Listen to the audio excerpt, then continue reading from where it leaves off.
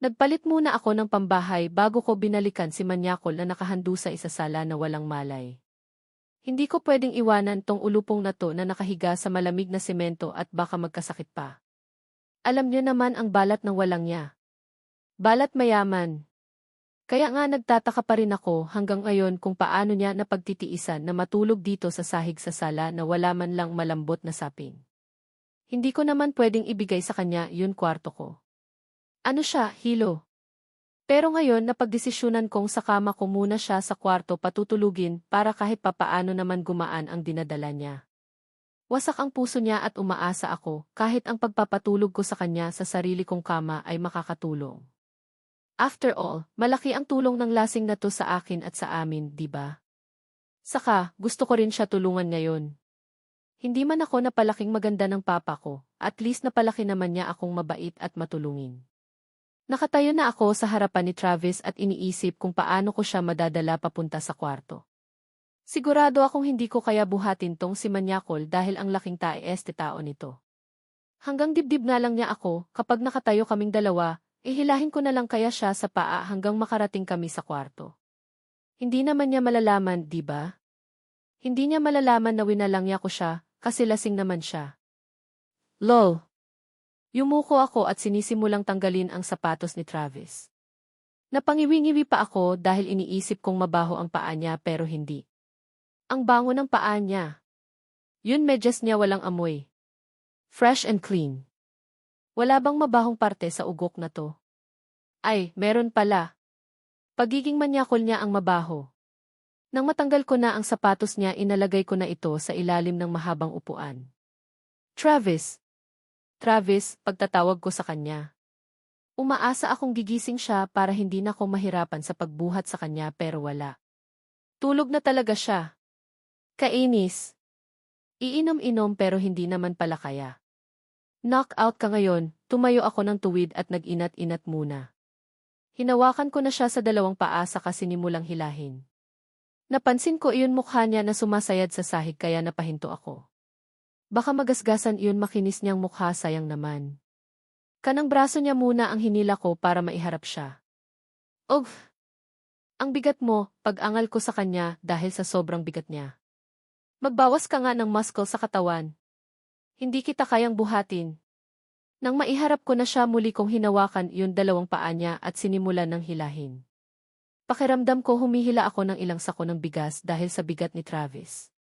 Lalabasan ata ako ng almorana sa buwisit na to, ang liit-liit kong babae tapos may hinihila akong damuyo. Asa ng hustisya? Kapag gumising na to paghugasin ko siya ng plato. Ay, joke. Baka mabasag na naman niya. Wala pa kami sa kalahati papuntang kwarto nangalay na ang dalawang braso ko sa paghihila. Bigla akong nainis kaya mabilis ko ulit siyang hinila. Napalakas ata ang hila ko dahil biglang tumama yun noon niya sa kahoy na pinaglalagyan ko ng mga libro. Napatakip ako ng bibig at mabilis tinignan yun noon niya kung dumugo ba o hindi. Thank God! Hindi dumugo, sabi ko sa sarili ko, baka internal bleeding ang nangyari. Natatawang sabi ko sa sarili ko. Baka magka-amnesia to di mas maganda. Para makalimutan niyang wasak ang puso niya.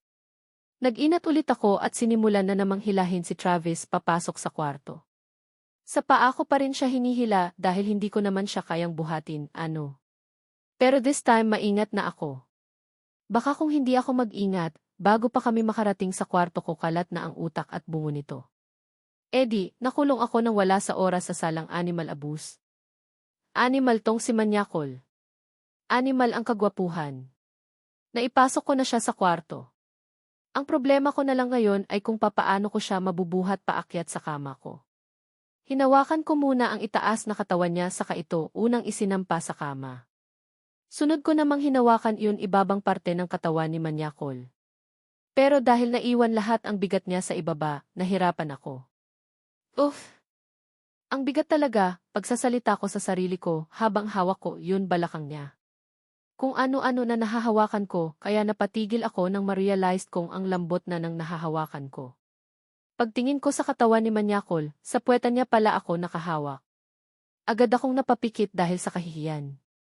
Hindi ako nananansing, Trabaho lang to, walang personalan, sabi ko sa kanya na as if naririnig niya.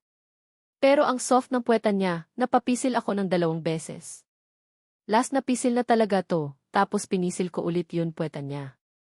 Mabuti na lang tulog na tulog siya, kundi wala na akong mukhang maihaharap sa kanya, dahil napisil-pisil ko na ang puwetan niya. In fairness kay Travis, ang lambot at malaman ang puwetan niya. Unlike sa akin na flat na nga ang boobs, flat pa rin ang puwetan. Pinaglihi ba ako sa flat screen ng nanay ko? Mga GC bang flat screen ang pinapak niya noong pinagbubuntis niya ako? Hinihimas ko na ang sarili kong mga braso dahil pakiramdam ko nangalay. Ang bigat pala talaga ni Travis. Nakahiga na siya ngayon sa kama ko, kaya bigla akong napatitig sa kanya. Ang dungis niya. Amoy usok yun polo niyang suot tapos yun pants niya may basa pa ng alak. Tatanggalin ko yun polo niya para mapalitan siya ng damit. Paano yun pants? Tatanggalin ko rin ba? For Travis' sake, Coco. Tanggalin mo na. Wala ka naman pag nanasa dyan, pagkukumbinsi ko sa sarili ko. Saka as if naman may maitatago pa si Travis sa'yo. Heller. Nakita mo na katawan niyan including that, ramdam ko ang pamumula ng buong mukha ko nang maalala ko yung ano niya. Erase. Erase. Hindi dapat inaalala yun ganong bagay. Sumampa ako sa kama at sinimulang iunbuton yun polo niyang suot. Habang ginagawa ko yun nanginginig pa ang mga kamay ko. Pakiramdam ko may gagawin akong kahalay-halay sa lalaking tulog na to, Josm. Papa Lord, alam niyo po yan. Malinis ang intensyon ko. Kayo na ang bahalang mag-justify. Nang matanggal ko na lahat buttons agad ko na tinanggal yun polo niya. Pawis na pawis si Travis. Mukhang kawawa naman tong gwapo na to. Yun abs niya may mga pawis pa. Edible pa rin ba ang pandesal kahit mamasa-masa na? Nang mapatingin naman ako sa suot niyang pants, bigla akong napalunok ng mariin. Do I really have to remove his pants? Napailing-iling na lang ako. Bahala na. May malasakit lang ako sa taong to kaya ko to ginagawa. Maingat kong hinawakan iyon ng buttons ng pants niya. Para akong magnanakaw na may kukuning mamahaling gamit sa loob ng pants niya dahil sa sobrang ingat ko. Ramdam ko rin ang pamamawis ng noo ko. Nang iunbuton ko na ang pants niya napahinga ako ng maluwang. Josm! Sana lang may suot siyang boxer. Mabuti naman at ang himbing ng tulog ni Travis kaya hindi siya gumagalaw. Buhay pa ba to? Hinawakan ko naman yun zipper ng pants niya saka dahan-dahan ring ibinaba. Sumulpot na agad yun kulay red niyang boxer kaya napabuntong hininga ako. Buti naman nakaboxer siya. Hindi ako preferred makakita ng bukol kung brief lang suot niya, hinila ko naman na yun pants niya para may alis ko na. Nasa kalagitnaan ako ng pag-alis ng pants niya nang may marinig akong magsalita. Ate Coco, ano ginagawa mo kay Kuya Travis? Napatingin ako sa may pintuan at nakita ko si Cassie na inosenteng nakatingin sa akin. May dala pa siyang notebook. Bakit mo siya hinuhubaran? Gagawa ba kayo ng baby, Ate Coco? Bigla akong napabitaw sa pants ni Travis at gulantang na napatingin kay Cassie. Cassie, anong ginagawa mo rito? Paano ka nakapasok? Sa pintuan ako pumasok, Ate Coco. Papaturo ako ng assignments ko sa'yo, sagot niya, saka ano nga ginagawa mo kay Kuya Travis? Gagawa ba kayo baby? Di ba bading ka? Paano kayo makakagawa kung parehas kayong boy ni Kuya Travis? Ay, Diyos ko tong bata na to, saan mo nalalaman yang ganyan? Mabilis kong sagot sa kanya saka bumaba ng kama. Tara dun tayo sa sala. Dun natin gagawin assignments mo. Hinawakan ko siya sa kamay saka kami pumunta sa sala. Ano nga ang assignment mo? Tanong ko sa kanya.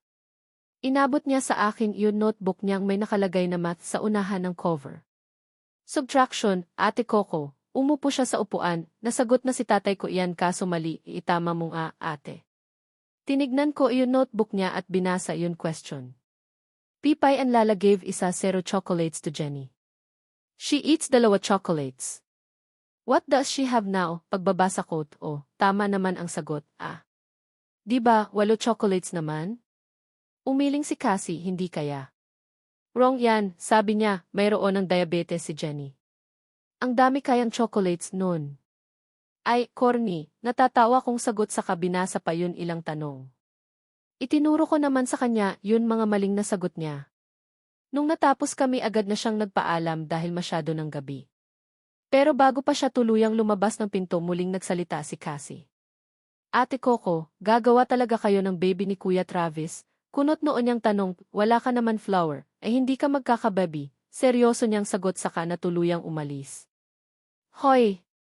May flower ako, ano? Bundok lang wala sa akin, napairap na lang ako sa kawalan dahil sa mga sinabi ni Cassie.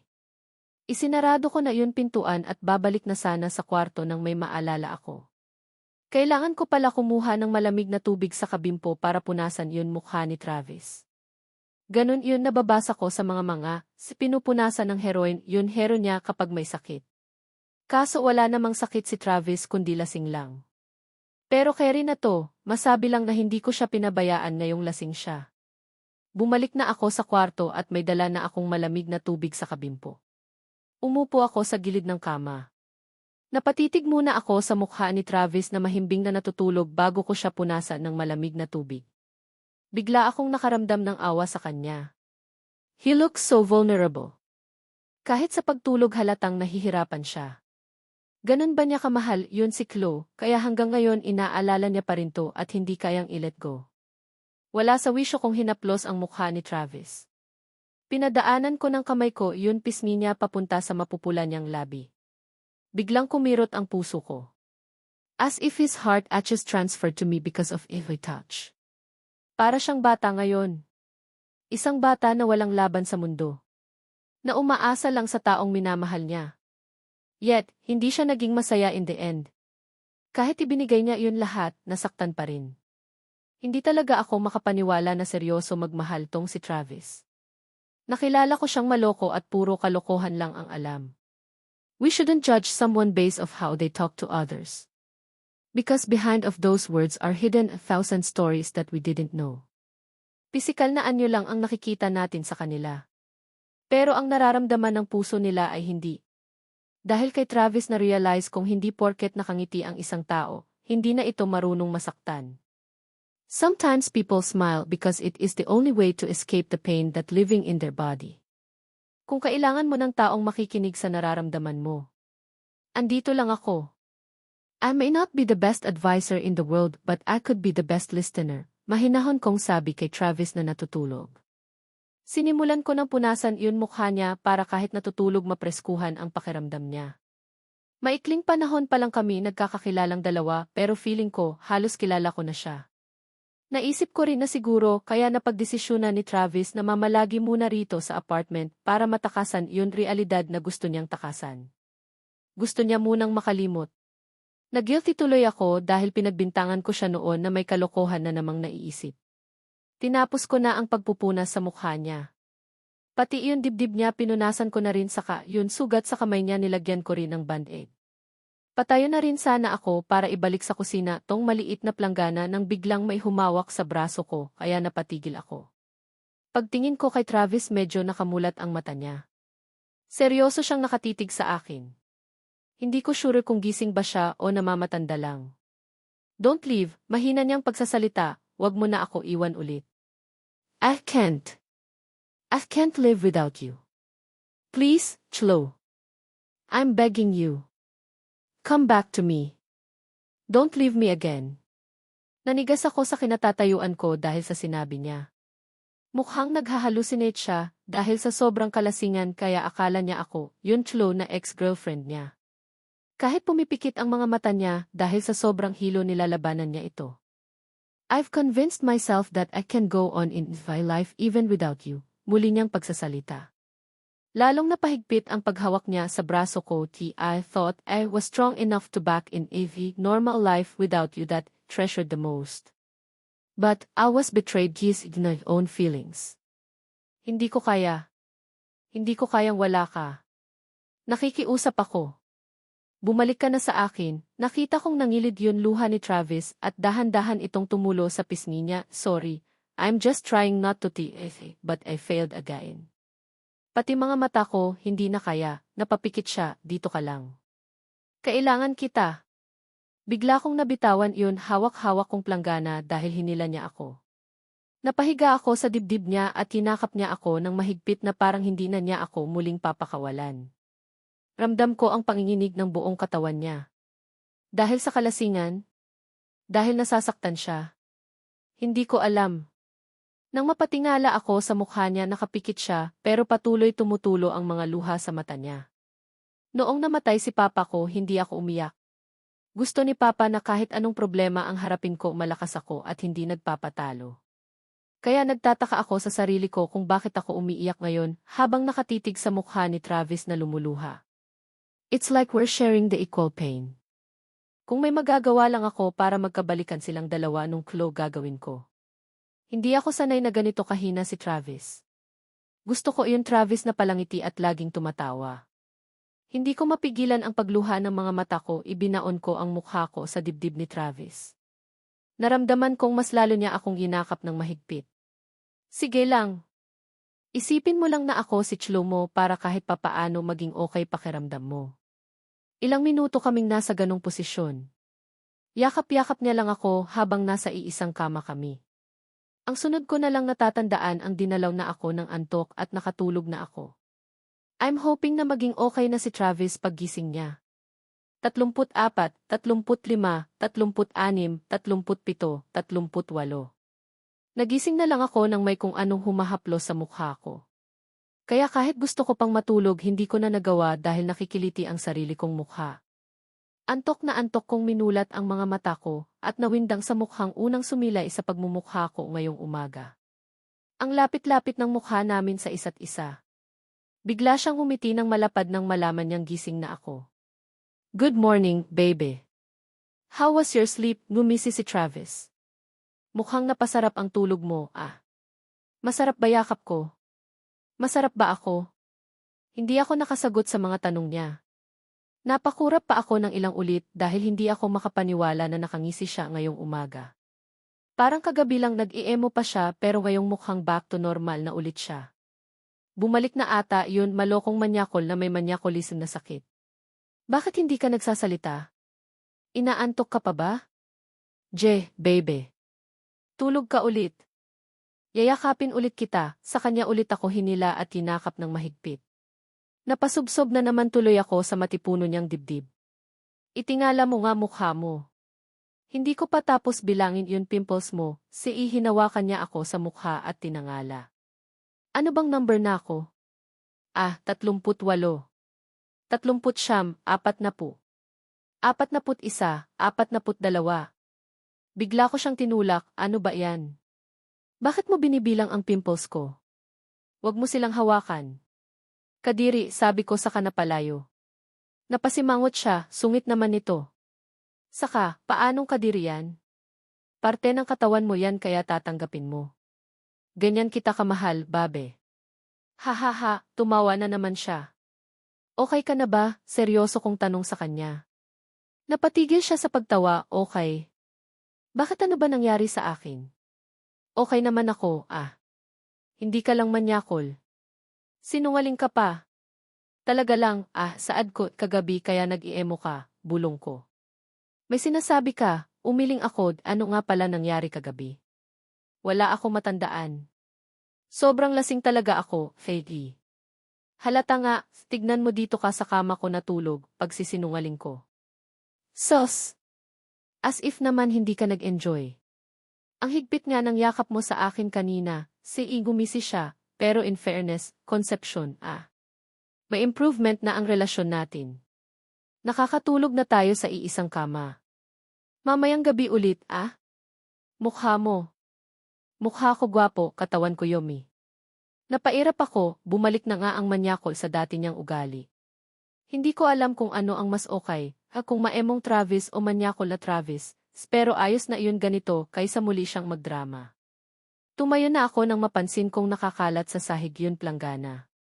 Naalala kong nabitawan ko ito dahil sa biglaang pagyakap sa akin ni Travis kagabi. Pinulot ko ito at magsisimula na sanang maglakad palabas ng kwarto nang mapatigil ako dahil sa sinabi ni Travis. Paanong boxer na lang pala ang suot ko? Hinubaran mo ba ako kagabi? Ramdam kong nakangisi siya kahit nakatalikod na ako. Na-meet mo ba si Little Travis? Nag-get together ba kayo? Malaki ba siya? Umusok ang ilong ko dahil sa tanong niya, kaya biglaan akong humarap sa kani at ibinato sa mukha niya, yun plangga ng hawak ko. Aray! Bakit na naman? Nagtatanong lang, ay, sabi niya habang himas-himas ang mukha niya. Buwisit ka at buwisit yang mga makamundo mong mga tanong, sinigawan ko siya at nag-walk out palabas ng kwarto. Hindi ko alam kung bakit nararamdaman kong pulang-pula ang mukha ko. Ano na bang oras? Mabuti na lang wala kaming pasok ngayon. Napatingin ako sa orasan at 10 oras 30 minuto amna ng umaga. If! Masyadong napasarap ang tulog ko. Pumunta na ako sa kusina para maghilamos. Dumaan pa si Manyakol sa gilid ko at kiniliti pa ang tagiliran ko. Sinamaan ko nga siya ng tingin pero tanging halakhak lang ang isinagot niya saka siya pumasok sa banyo. Pagtapos ko maghilamos may narinig akong kumakatok sa pintuan kaya agad ko itong pinuntahan para buksan. Pagbukas ko ng pinto naloka ako sa taong tumambad sa harapan ko. Bakit hindi mo sinasagot yun mga text messages ko? Nakangusong sabi niya sa akin. Oh, Jan, speechless na sabi ko sa kanya, anong ginagawa mo rito, Janice? Bakit andito si Janice? Parang gusto kong mahimatay habang nakatayo ako sa harapan ni Janice ngayon. Yun mga tuhod ko biglang nanlambot at sigurado akong kung hindi ako nakahawak sa gilid ng pintuan ngayon natumba na ako. Kung kanina inaantok-antok pa ako pero ngayon hindi na. Yun dugo ko sa buong katawan biglang nag-circulate ng mabilis. Mabisang pampigising sa umaga ang biglaang pagsulpot ni Janice ngayon sa apartment ko. Mukhang hindi ko na kailangan magkape. Anong ginagawa mo rito, Jan? Ang aga mo naman dumalaw, muli kong tanong sa kanya saka nailang nang umiti. Ramdam ko ang pamamawis ng noo ko dahil sa sitwasyon ko ngayon. Napakunot naman ang noo niya saka tumitig ng seryoso sa akin. Hindi mo ba narinig yun sinabi ko sa'yo? Inaantok ka pa ata, ah. It's so unusual for you para antukin sa ganitong oras to think you're a morning person. Don't tell me you spent your night studying again. Sabi niya, hindi mo ba ako papapasukin dyan sa loob? Dito pa talaga tayo nag-uusap sa may pintuan, ngumiti siya. Papasukin, pag-ulit ko sa sinabi niya, ano? Ah! Kasi Jan. Ano? I shall think a better excuse para hindi siya makapasok sa loob ng bahay. Something was telling me na hindi dapat siya makapasok at hindi maaaring makita niya si Travis.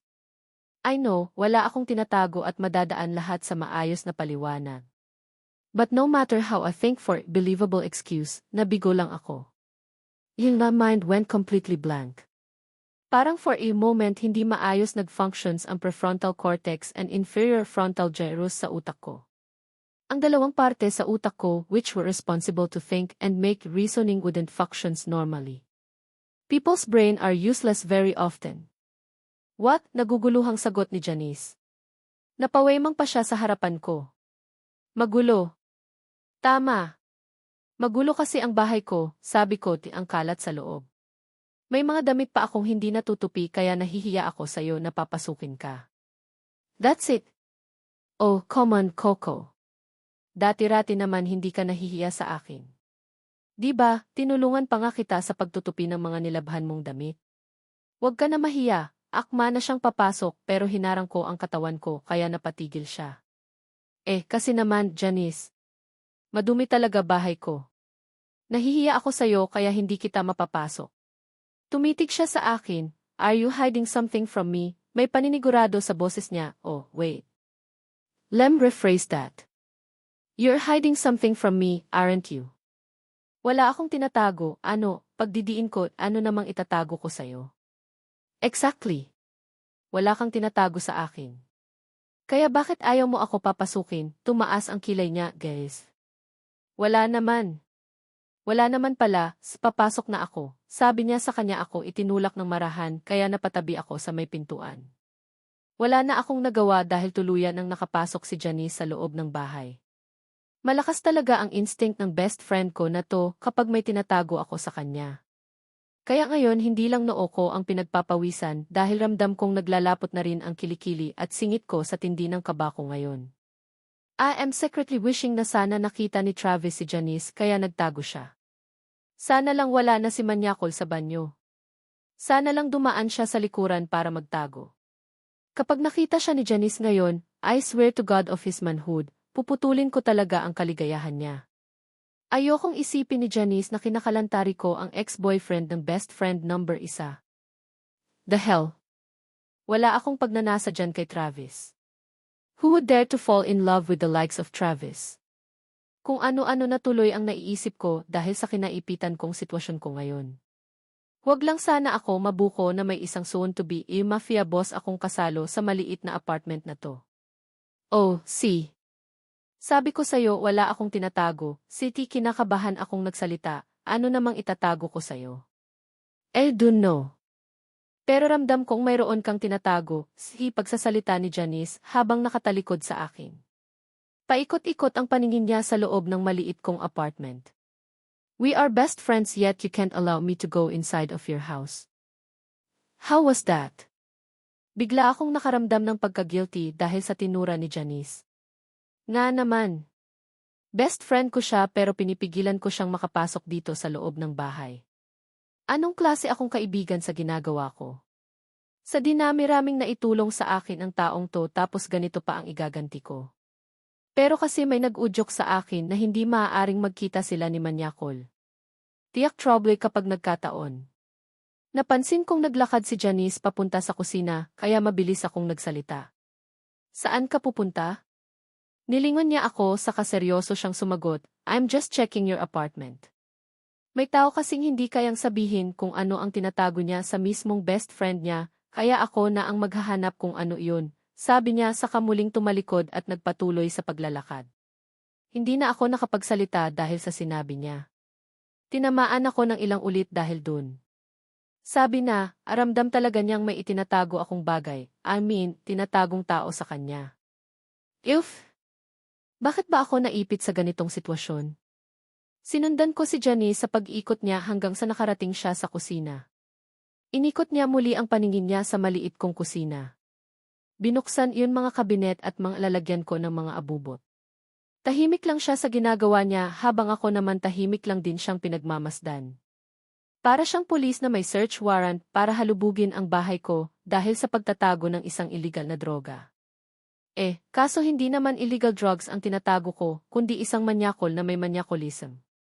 Humarap sa akin si Janice, may tinatago ka, right? Sabihin mo na kung ano iyon, Coco, seryoso niyang pagsasalita. Sabihin mo na bago ko pa makita. Kasi, bigla siyang napatigil at parehas kaming napalingon sa may banyo dahil may biglang tumunog. Parang bumagsak yun mga shampoo sa loob. Tinapunan muna ako ni Janice ng seryosong tingin saka tinungo ang banyo. Nakasunod naman ako sa kanya na hindi humihinga dahil pakiramdam ko mabubuko na ako. Nasa banyo pa ba si Travis? Jossem. Ang syunga naman ng lalaking to. Alam kong maliit ang banyo, pero bakit kailangan niya masagi iyon mga shampoo na nakalagay sa itaas? Matangkad siya pero uso naman yung muko. Gwapo nga siya nga naman. Umbagin ko talaga tong lalaki na to. I swear. Todo pigil talaga ako sa paghinga ko. Yun puso ko parang gusto nang kumawala mula sa ribcages niya sa dibdib ko dahil sa sobrang tibok. Nakatayo na si Janice sa tapat ng banyo. Nakasarado yun pintuan kaya dali-dali niya itong itinulak. Pagbukas ng pintuan sinulid niya agad ito ng tingin pero wala naman nagbago sa ekspresyon niya. Seryoso pa rin kaya napasilip na rin ako. Napabuntong hininga ako dahil mukhang nakapagtago na si Travis. Good boy, manyakol. Although to myself, lulutuan kita ng pritong itlog mamaya, bulong ko sa sarili ko. May sinasabi ka, nakataas ang kilay niya. Umiling ako, wala. May nere-recite lang akong element sa sarili ko. Sabi ko, G for boron, C for carbon, N for nitrogen, O for oxygen. Ang S stands for sulfur. Wrong, seryoso niyang sagot, S stands for secret. Someone has a secret. Tinalikuran ako ni Janice at this time naman patungo siya sa kwarto ko. Ako naman napakamot na lang dahil sa sinabi niya. Her words were killing me little a little. Patawarin mo ko, Janice. Patawad kung may hindi ako masabi-sabi sa'yo. Binuksan niya yun pintuan ng kwarto ko at agad siyang pumasok. Ako naman nasa may pintuan lang nakatayo. Napabuntong hininga na naman ako nang makita kong wala si Travis sa loob ng kwarto. Pero iyon hinigaan naming dalawa ganun pa rin ang ayos. Magulo pa rin ito. Napakagat ako ng labi nang makita ko, yun hinubad na polo at pantalon ni Travis nasa ibabaw pa ng kama. Mabuti na lang nakahalo ito sa magulong kumot. Wag lang mapapatitig si Janice sa kama dahil tiyak mapapansin niya ito. Hindi mo pa inaayos ang kama mo, tanong ni Janice saka siya umupo sa kama oddly enough. Maayos ka sa lahat ng gamit mo, ah. Kasi kakagising ko lang nung dumating ka kaya hindi ko na naayos, pagdadahilan ko. Naupo si Janice sa gilid ng kama. Napatingala siya sa kisame at nakita yun mga damit na ibinigay niya sa akin na maayos na nakasabit kaya siya biglang napangiti. Napansin ko naman yun paa niya itinukod niya sa kabinet na nasa harapan. Nakita ko tuloy yun isang pink strap ng bra na nakalaylay at dahan-dahang hinihila papasok sa loob ng kabinet. Bigla akong napamura sa isipan ko. Sigurado akong nasa loob ng kabinet ngayon si Travis. Diyos ko! Ang syunga-syunga naman talaga ng lalaking to. Diyan pa talaga siya sa maliit na kabinet na iyan nagtago to think ang laki niyang lalaki. Paano niya pinagkasya ang sarili niya diyan? Sana lang wag siyang gumalaw dahil kaunting tunog lang na magagawa niya agad na maririnig ni Janice dahil nasa harapan niya lang ito. Coco. Yes, mabilis kong pagsagot ng tawagin ni Janice pangalan ko, may sinasabi ka? She rolled her eyes. Kanina pa ako nagsasalita, hindi mo naman pala naintindihan. Sabi niya, I was saying na may gagawin ka ba ngayon? Magpapasama sana ako sa'yo, sige. Maglalaba ako ng mga damit, tignan mo iyon, tinuro ko yung 2 basket ng madudumi kong damit, tambak ang labahan ko. Saan ba pupunta? Importante ba? Not really. Sa airport lang. May susunduin lang ako, sagot niya sa katumayo na kaninong maleta to. Ang laki naman. Yun sinasabi niyang maleta ay pag-aari ni Travis. Gosh! Wag niya na sanang buksan. Sa kapitbahay ko yan. Pinatabi lang sa akin, umiti ako, aalis ka na? Pinapaalis mo na ba ako? Seryoso niyang sagot, oh well. Yip, aalis na ako. Mukhang may other business kang hindi mo masabi-sabi sa akin, sige. Wala naman akong tinatago, muli kong pagsisinungaling. You might lie to me using your tongue, but your actions telling otherwise. Inayos niya, yon shoulder bag niya, I'm off to go. Contact me if you wholeheartedly want to tell what you're hiding. Kung may problema ka, sabihin mo sa akin. I'm willing to help you. Lumapit siya sa akin saka ako yinakap ng mahigpit at hinalikan sa pisngi. Brush your hair, Coco, ngumiti siya kaya napangiti na lang din ako. Hinatid ko si Janice sa may pintuan and she bid goodbye to me. Nang nakita kong lumabas na siya ng gate na pabuntong hininga na lang ako as a sign of relief. Phew! Todo habol ako sa hininga ko. Ang dami ko ng kasalanan ngayon. Mahaba-habang pagkukumpisal ang mangyayari kapag nagsimba ako. Sinarado ko iyon pintuan at agad pumunta sa kwarto para tignan si Travis. Pagdating ko sa kwarto nakita ko si Travis na nakasilip sa may bintana. Kung may problema ka, sabihin mo sa akin. I'm willing to help you, pagsasalita niya. Himimik Janice. Tapos bigla siyang humarap sa akin, akala mo ang bait, Mabait talaga yun si Janice, mabilis kong sagot sa nagulat nang makita ko, yun suot-suot ni Travis. Hoy! Bakit suot mo iyang bra? Saan mo kinuha yan? Hubarin mo yan. Suot niya iyon mahiwagang pink na bra ni Lola pero nakakapagtaka lang dahil walang nagbago sa kanya. Hindi siya gumanda. Or gumwapo man lang lalo. Parang habang suot ito ni Travis, isang ordinaryong bra lamang ito. Bigla ko tuloy naisip na wala bang epekto, tong mahiwagang bra, kung gwapo o maganda na ang magsusuot at sa pangit lang talaga umiepekto. Ganon ba talaga ako kapangit? Bakit? Hindi ba bagay sa akin tong bra? Nagtatakang tanong ni Travis sa akin. Ang walang niya talagang nag-sexy pose pa na parang nang aakit. Naka-boxer lang siya tapos nakasuot sa dibdib niya yun bra. Ang sexy ko ba? Walang niya ka talaga. Akin na nga yan, lumapit ako sa kanya saka ko pinilit kinuha yun bra. Ang dami mo talagang alam na kalokohan damuho ka, binatukan ko siya. Aray naman. Ang dami mo ng endearment sa akin, Manyakol, walang niya, damuyo. Ano pa ba, sabi niya is-sweet na mga yun, Pero mas gusto ko kung wifey and hubby tawagan natin. Hihi. Wifey and hubby your face, umirap ako at naglakad na palabas ng kwarto. Nakasunod naman siya sa akin. He loved, sangit nito. Babe na lang pala. Babe, luto ka na. Nagugutom na asawa mo. Nilingon ko siya at sinamaan ang tingin, sige magsalita ka pa. Itong mga kahoy na lamesa ipapasok ko sa bibig mo. Hindi naman yan kasya sa bibig ko, sagot niya, pero ikaw kasya sa puso ko. Tumaas-taas pa yun kilay niya. Hindi ka talaga mananahimik, hinawakan ko yun lamesa. Tatahimik na, sabi niya saka nag-zip pa kunwari ng bibig. Good. Kailangan mo pa pala takutin, sige. Narinig ko siyang bumulong, lang niya. Isang soon-to-be mafia boss takot sa isang babae. You freaking kidding me? Humarap ako sa kanya, may sinasabi ka, taas kilay na tanong ko. Mabilis naman siyang umiling, wala. Wala. Baka puso ko yun naririnig mo, sabi niya, sumisigaw ang puso ko, hindi ka ba nabibingi? Sinisigaw niya ang pangalan mo. Napatawa ako ng mapakla, pangalan ko, sabi ko, baka pangalan ni Chlo. Yun pangalan ng ex-girlfriend mong hanggang ngayon mahal na mahal mo. Nawala yun ngisi ni Manyakol at napalitan ng seryosong tingin yun mga mata niya. Nakita ko pang nagtangis yun bagang niya as if may nasabi akong masama. Saan mo nalaman yung pangalan na iyan? Kay Janice ba? That woman was too nosy, galit na tugon niya. Oh, bakit ka nagagalit dyan? Kay Janice ko nga nalaman pero wag kang magalit sa kanya. Nagtanong lang ako ng kung ano-anong mga bagay sa'yo, kaya nabanggit niya yun ex-girlfriend mo at kung paano nyo mahal na mahal ang isa't isa, seryoso kung saan. Kung may gusto kang malaman tungkol sa akin, bakit sa iba ka nagtatanong? Damn it. You can even ask me directly. Ako ang mas nakakakilala sa sarili ko. That's not the point, Travis, Git Cody ang sinasabi ko bakit patuloy mo sinasabing mahal mo ako o gusto mo ako, kahit alam naman nating hindi. Do not ever use someone just to forget what your heart truly feel. Kung si Chlo pa rin mahal mo, siya lang dapat.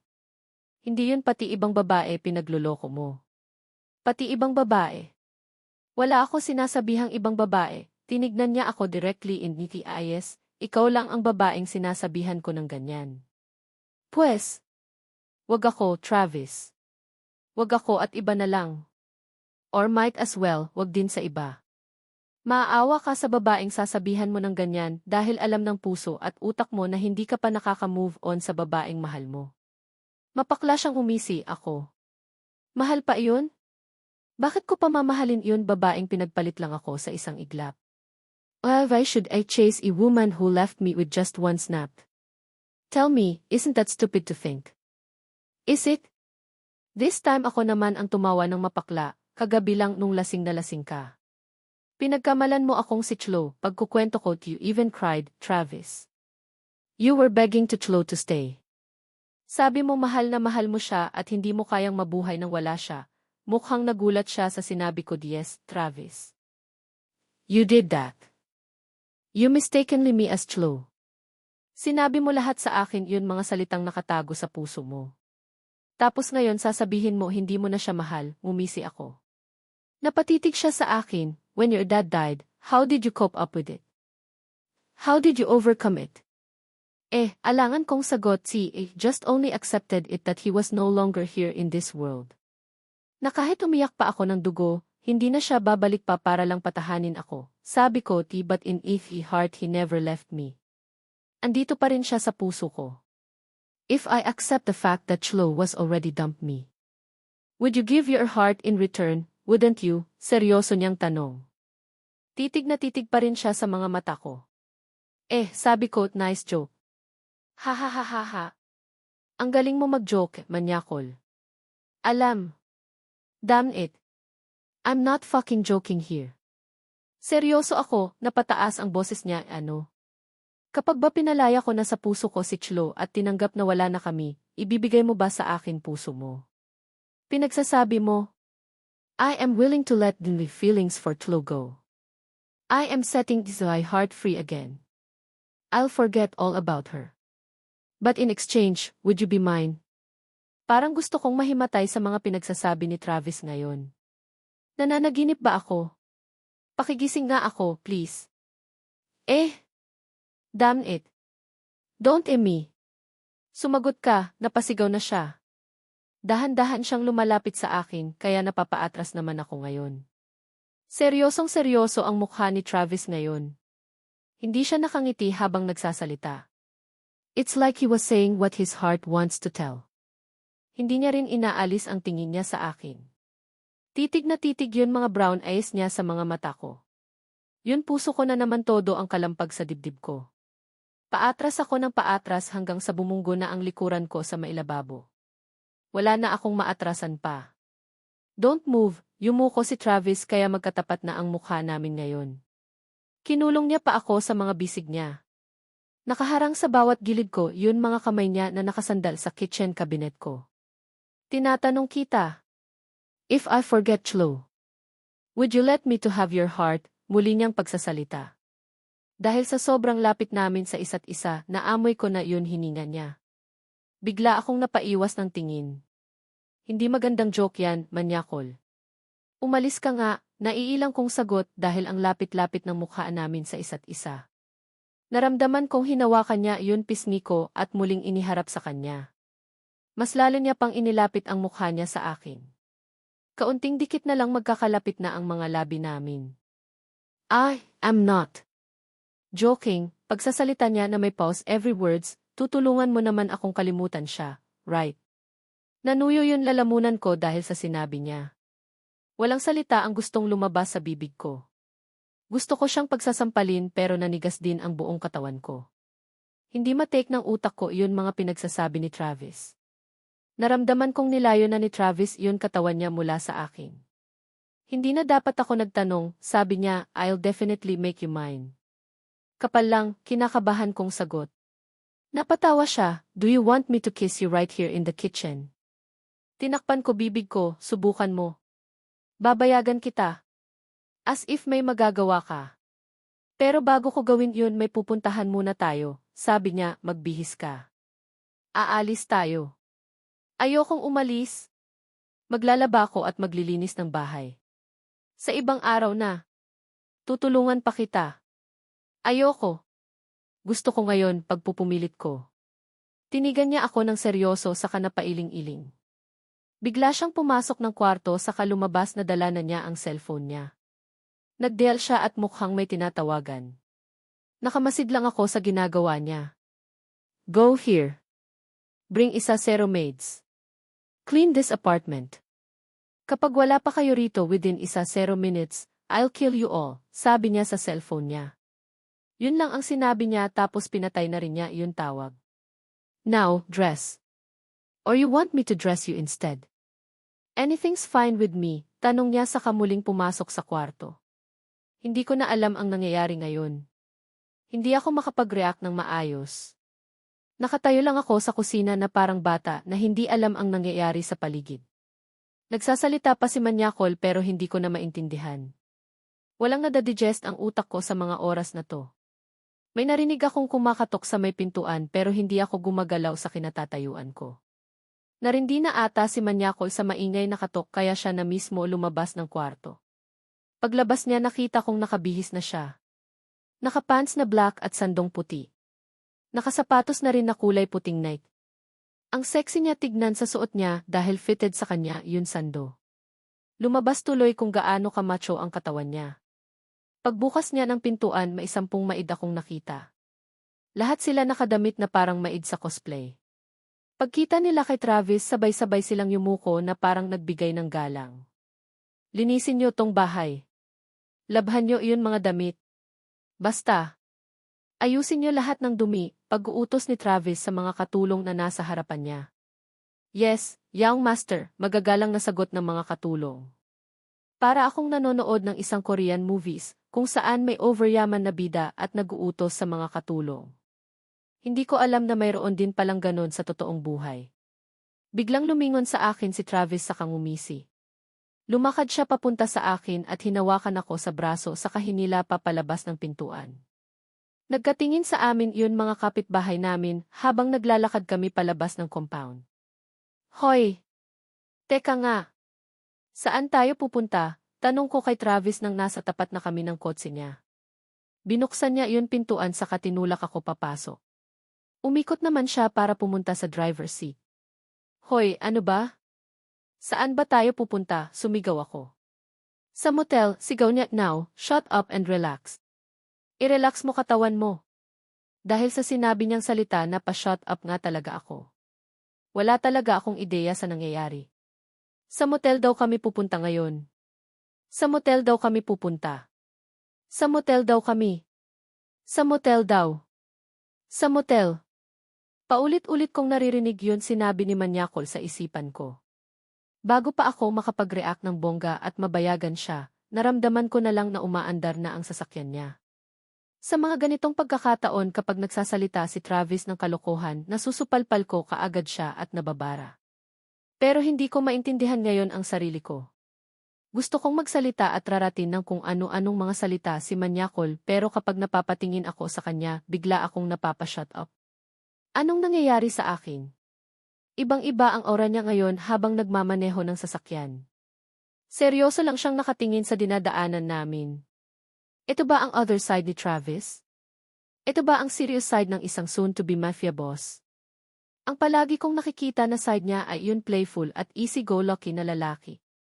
Pero ngayon bossy ang nakikita ko at parang kung ano ang sabihin niya ay masusunod. Seryoso ba siya sa mga sinabi niya kaninang kakalimutan niya na ang pinakamamahal niyang babae basta tutulungan ko siya mag-move on? As if ganun lang kadali yun, di ba? You cannot just forget the person you truly love just because you want to time decides, for it pinipilit ko ang sarili ko na wag maniwala dahil nga puro kalokohan lang ang lumalabas sa bibig ng walang yang to. Pero sa nakikita kong itsura niya ngayon mukhang gagawin niya talaga. Nakamasid lang ako sa kanya habang nagmamaneho siya. Kitang-kita ko yun muscle niya sa braso niya dahil sandong puti lang ang suot niya. Mukha talaga siyang action star. Kahit simpleng damit lang ang suot niya, bakit ang lakas ng karisma niya? Hindi sa nagugustuhan ko na siya or what ha? Sinasabi ko lang ang totoo. Napansin niya atang titig na titig ako sa kanya, kaya bigla siyang napalingon sa akin. Bakit ang tahimik mo? Kunot noon niyang tanong habang nagmamaneho, nakakapanibago ka, babe. Usually, gagana na ang mala shotgun mong bibig kapag nagsasalita ako. Siguro excited kang pumunta tayo sa motel. No, bigla siyang umisi. Tama yan. Ma-excite ka. I told you earlier that I'll definitely make you mine.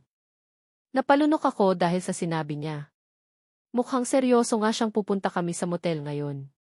Talagang may balak siyang kunin ang pagkababae ko. Never in the entire life na sa ganitong paraan mawawala ang aking iniingatan na pagkababae. Ang gusto ko mangyari ibigay yun sa lalaking pakakasalan ko. If the virginity is too precious for me so thus, want to give it to the future husband as a gift. Bigla ko nakita sa isipan ko iyon mga santo ng mga birhen na kumakaway sa akin.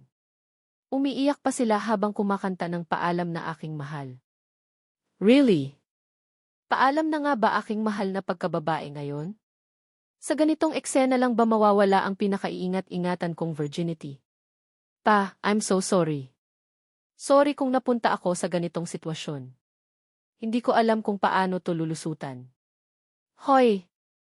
Mukha kang tuod, baling sa akin ni Travis, ano ba? Magsalita ka nga. Hindi ako sanay na hindi ka nag-iingay. Mas gusto ko yun konsepsyon na palaging nakasigaw kapag nagsasalita ako. Tiete! Paano ako makakapag-ingay ngayon kung dadalhin mo ako sa motel? Siraulo ka ba? Tingin mo kaya kong magsalita o magsaya sa gagawin mo? Napairap ako, bakit kasi sa motel pa? Pwede namang sa bahay na lang. Lalayo pa. Kitang nakapangbahay lang ako ngayon, bulong ko sa sarili ko. Iyati, narinig kong parang napatawa si Travis, kaya muli ko siyang nilingon. Iyati, buhaha. Anong nakakatawa? May nakakatawa ba akong sinabi, ha? Ikaw damuyo ka, napaka-bipolar mo talaga. Kanina ang seryoso mo. Ngayon tatawa-tawa ka dyan. Suntukin ko kaya tagiliran mo, buwisit na sigaw ko sa kanya habang patuloy pa rin siyang tumatawa. CJ! Tumawa ka pa. Bababa ko rito sa sasakyan mo, ulaga ka. Ha ha ha. Sorry, tumatawa pa rin ang walang niya. Hindi ko lang mapigilan na hindi tumawa sa sinabi mo. I find you too cute, Conception. Kung hindi lang ako nagmamaneho ngayon baka nayakap na kita ng mahigpit.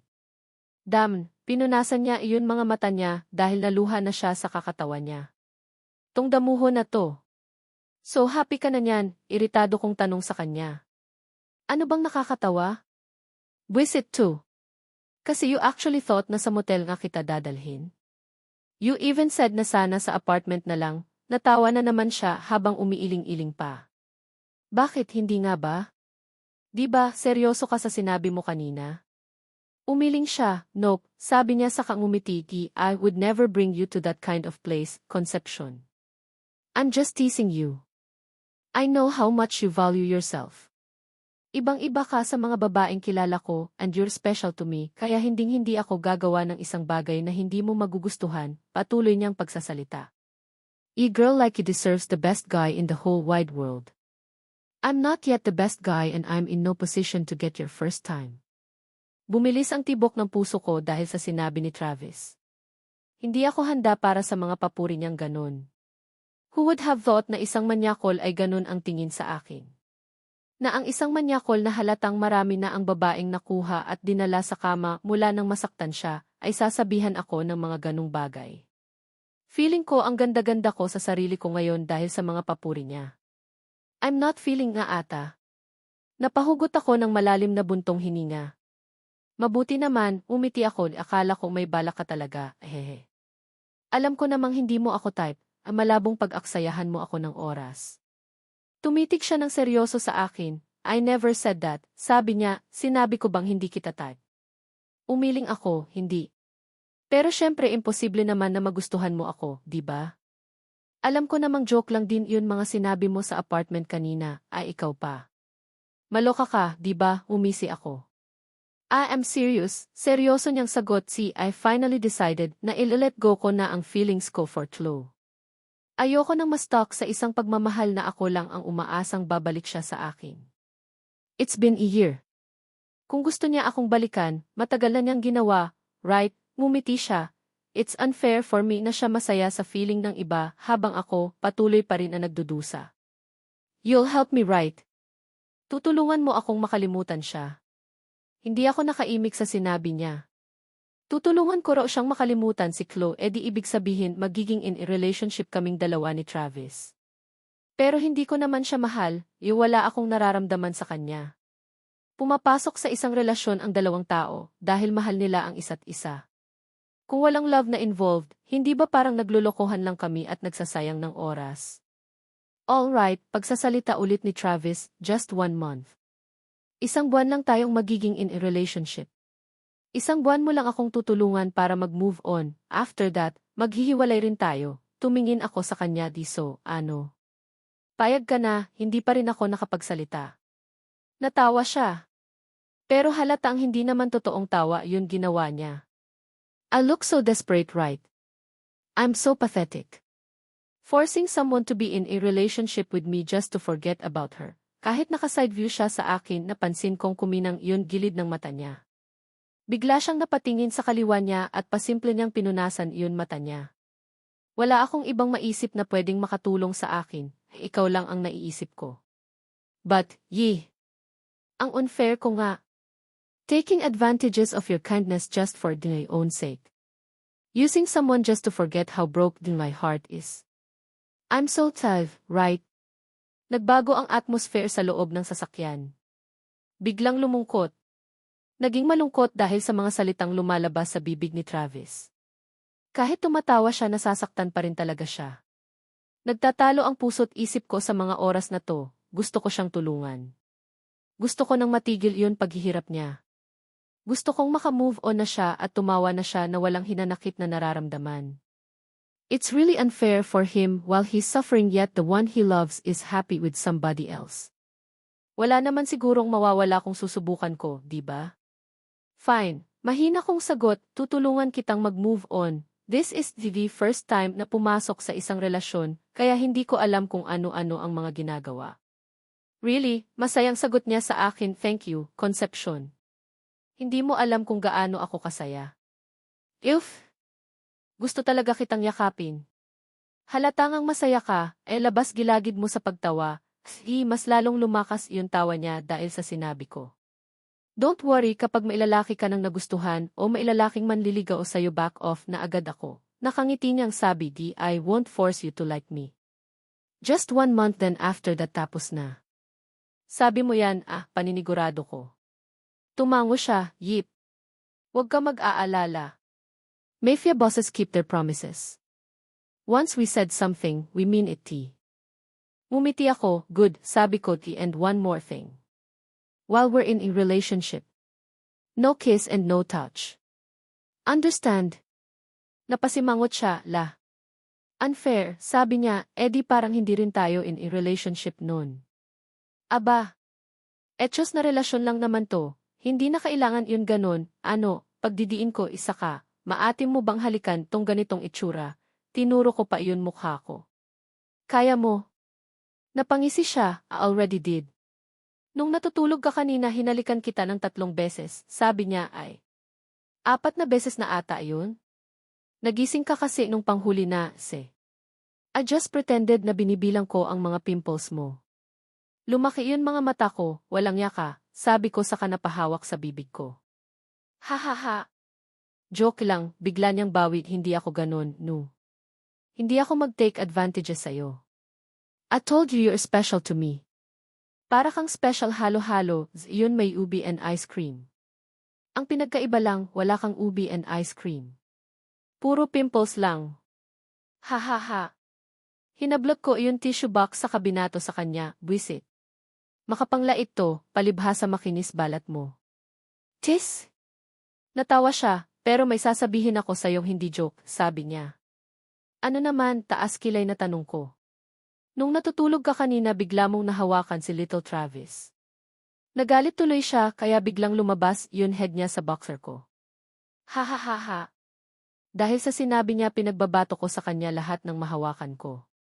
Hindi naman niya sinalag at patuloy lang siyang tumatawa. Nanginginig tuloy ang magkabila kong kamay. Nahawakan ko raw yun niya. Oh gosh. Hindi na virgin ang kamay ko. Kailangan ko ba pabendisyonan ang magkabila kong kamay? Sana hindi to totoo. Sana nananaginip lang ako. Sana hindi ko nahawakan yun pinagsasabi niyang Little Travis. Buwisit na manyakol to, may sakit talagang manyakolism. Hindi ko na alam kung saan kami napadpad ni Travis habang patuloy siyang nagdadrive. Nung tinanong ko siya kung nasaang lupalop na kami ng Pilipinas, hindi niya rin daw alam. Actually, wala rin daw ideya kung saan kami pupunta.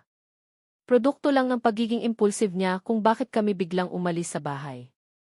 Gusto niya lang daw na umalis kaming dalawa at magkaroon ng first bonding moment. Nagugutom na ako, pagrereklamo ko, ilang oras na tayong nasa sasakyan na to, hinto mo muna. Nagrereklamo na mga bulit ko sa tiyan, napahawak pa ako sa tiyan ko. Tumingin siya sa akin, may pandesal ako rito. Hindi mo nga lang sila pwedeng kainin. Dilaan pwede pa, sabi niya sa kanya tinaas, yun sando niyang suot kaya lumitaw yun abs niya, eto, Dila na, Concepcion. Mainit-init pa. Sinamaan ko siya ng tingin, gusto mo sa labas matulog mamaya? Hindi, mabilis niyang sagot, seryoso mo masyado, babe. Para binibiro lang, Pues, hindi nakakatawa biro mo, git ko isa ka, itigil mo nga pagtatawag sa akin ng babe. Nakakasuka yun endearment. Ang cute kaya ng babe, napanguso siya, ano palang gusto mong endearment? Wifey and hubby. Tsura mo. Kasal na ba tayo? Wifey and hubby pa nga ang nais.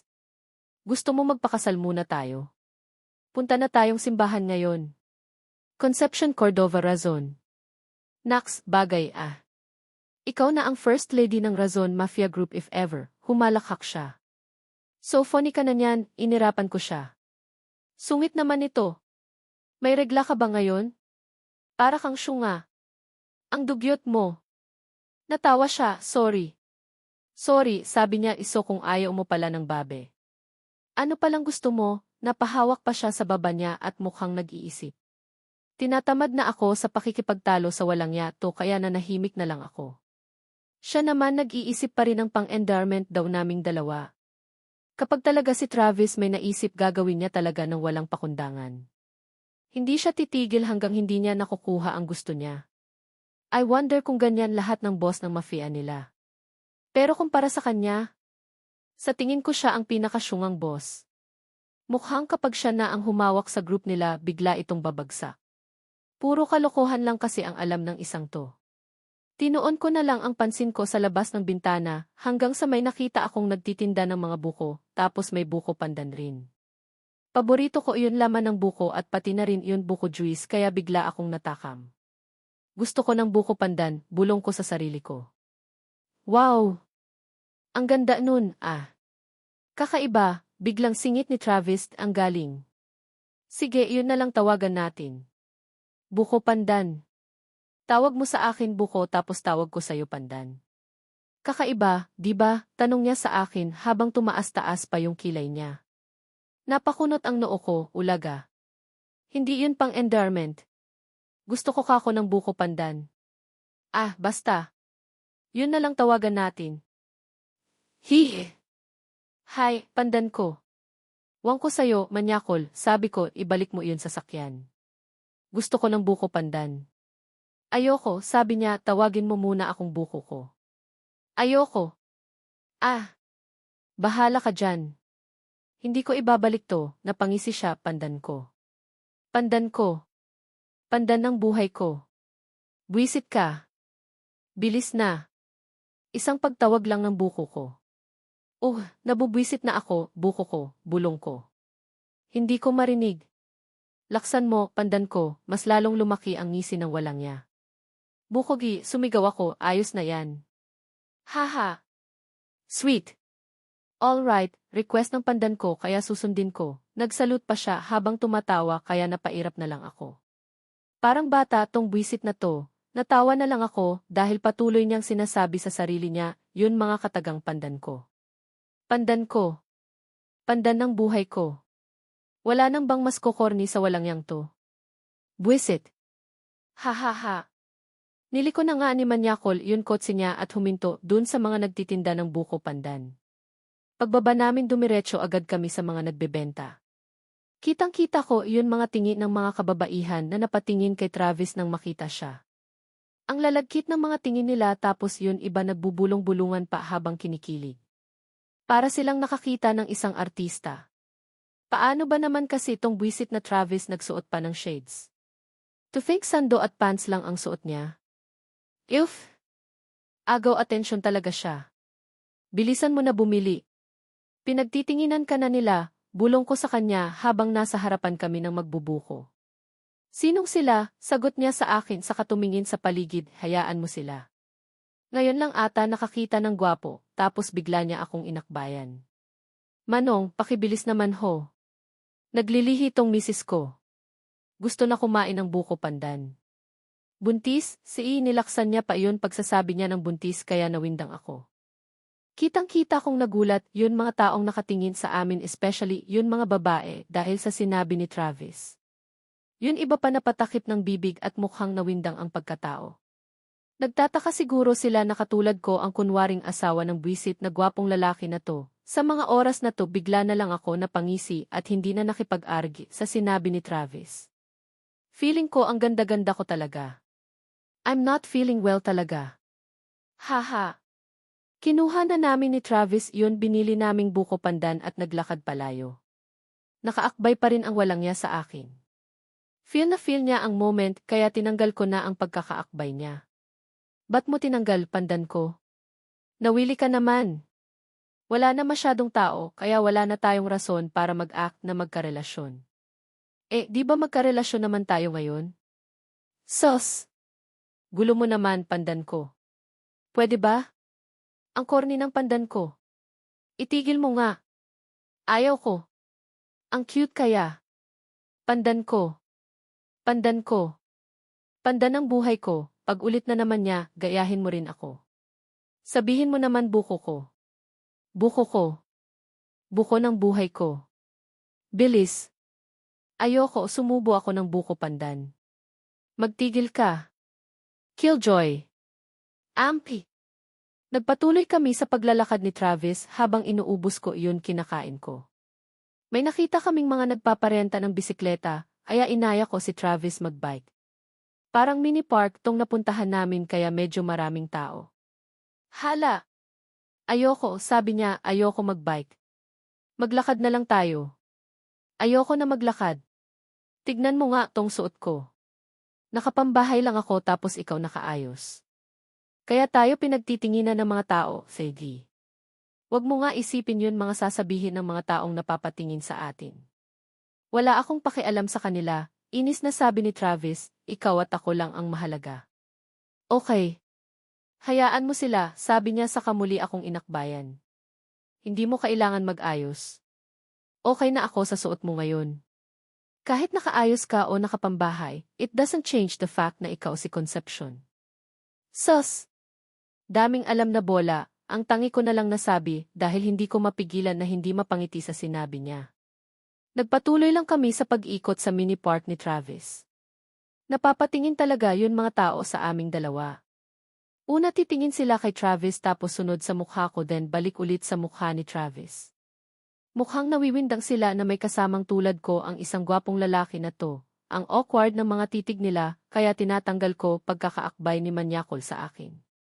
Kaso kapag tinatanggal ko bigla naman niyang binabalik hanggang sa ang higpit na ng akbay niya sa akin. Pinabayaan ko na lang kaya bigla siyang napangisi sa akin. Napahinto kami sa isang fountain.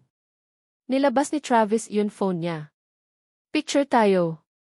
Dali, sabi niya sa kahinila ako at muling inakbayan. Magbibilang ako up to 3 then say buko pandan. Okay. Hala. Ang corny. Dami nitong alam. Marami talaga akong alam, nakangisi niyang sabi, lalo na sa kama. Tearshy natin. Sinuntok ko yung tiyan niya, shut up. Yang bibig mo. Nasa public tayo. Okay. Okay. Haha, natatawa niyang sabi, picture na pala. Tumabi ako sa kanya tapos nagbilang na si Travis. After niya magbilang nagsabi nga talaga siyang buko pandan. Mukha siyang syunga. Hahaha. Bakit ang cute natin, sabi niya habang nakatingin sa cellphone niya. Patingin nga. Bigla niyang tinago yun phone niya, ayoko. Blay. Buwisit. Madamot, sabi ko at tinawanan lang ako. Gumalagala pa kami ni Travis sa mini park at bandang hapon na nang napagdesisyonan naming umuwi na. Habang nasa kotse kami kitang-kita ko kung gaano kasaya si Manyakol. Todo ang ngisi niya habang nagda-drive. Pabulong pa siyang nagsasalita ng pandan ko. Pandan ko. Pandan ng buhay ko. Will you please just drop it? Yung alin, nagtataka niyang tanong. Yang pandan ko. Pandan ko whatever na yan. Ang corny. Heh. Ang cute kaya. Gaya ka kung gusto mo. Buko ko. Buko ko. Buko ng buhay ko. Haha. Mag-isa ka, singhal ko. Pinabayaan ko na lang siya sa kananahimik na lang. Nang nakabalik na kami sa lugar namin inihinto lang ni Travis yun sa sakyan niya. May pupuntahan daw siya kaya mauna na raw ako umuwi sa bahay. Sabi ko naman mas maganda yun para makatulog ako.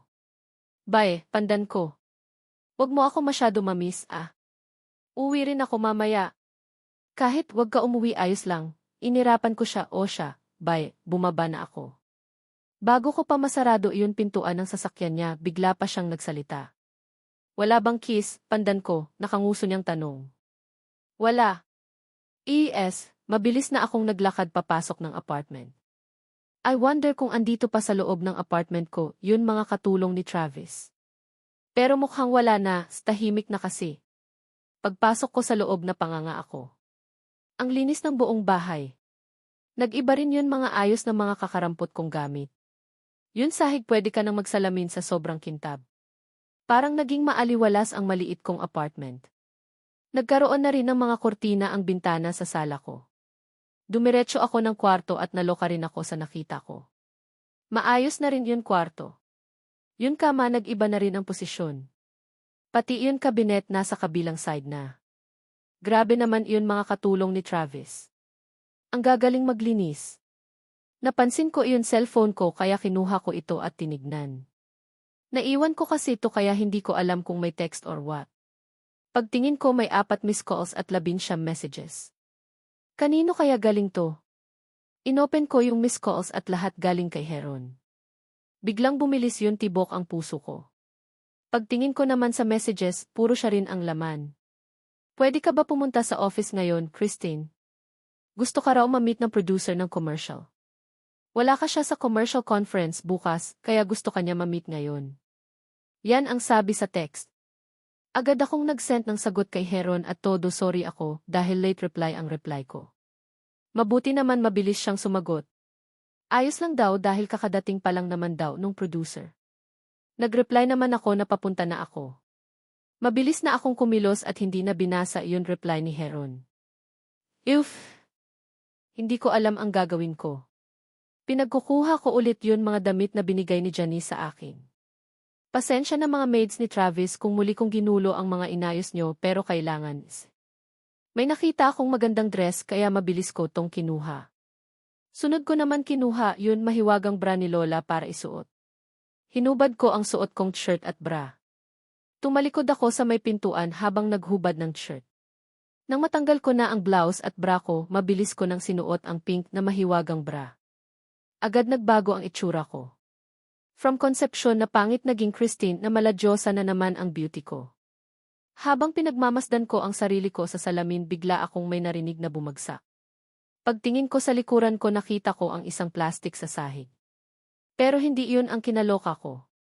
Ang kinaloka ko ay yun may taong nakakita sa pagbabago ko ng anyo. Titig na titig siya sa akin na parang nakakita ng multo. Nagbago ka ng anyo, hindi niya makapaniwalang sabi sa akin. Titig na titig pa rin siya. Travis, pagbanggit ko ng pangalan niya. Napamura na lang ako sa isipan ko at dahil sa katangahan ko. Ilang beses ko na sinabi sa sarili ko na hindi dapat ako nagbabago ng anyo rito sa apartment dahil may malaking chances na may makakita. Ngayon, ano nang gagawin ko? Nabuko na ako. Napahakbang ako palapit sa kanya pero napaatras siya. Huwag kang lalapit, seryoso niyang sabi, isa kang maligno. Huli niyang sinabi hanggang sa marinig ko na lang na tumakbo siya palabas ng apartment. Nieta ka, manyakol. Maligno agad. Hindi ba pwedeng naengkanto muna?